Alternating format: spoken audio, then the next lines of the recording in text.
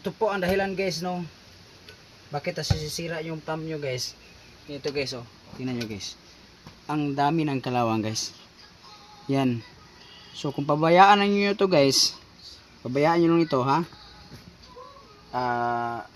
Kailangan talaga guys, no, pag nakatap na yung makina nyo sa deep wheel, kailangan araw-araw nyo papaandarin. At saka hindi nyo mapapaandar guys, masidan nyo, baka hindi umikot, umugong lang. Ibig sabihin guys, dahil po dos kalawang, no, nasisira yung pump nyo dahil pagpaandar nyo guys, no, yung itong mga kalawang guys, ito po ang babara ng parang palabad bitaw guys, no, sa ilalim para maghakot ng tubig.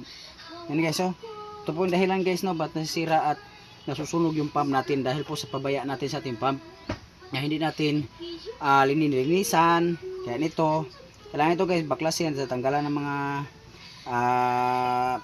kalawang. Pwede din guys, no, na pag hindi nyo natatanggalin dito, dito lang nyo bubuksan dito banda. Salayanan nyo ng asiti, no, yung asiti ba, yung para sa motor, pansins oil, lalagyan nyo ng asiti dito, tapos papaandarin nyo.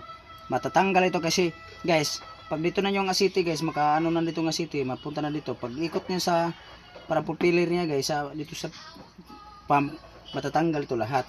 Hindi nyo kailangan baklasin ito. Kaya guys, yung pa nasisira yung pump natin dahil po sa ating papabaya ng ating pump.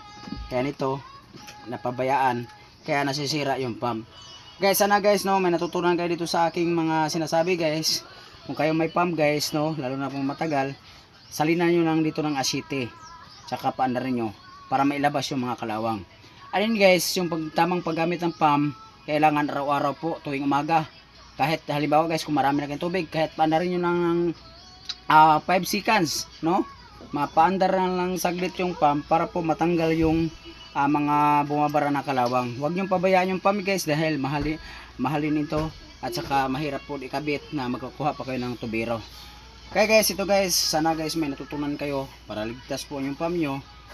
Sundin nyo lang ang aking tutorial tayo. Thank you guys, maraming salamat. Thank you.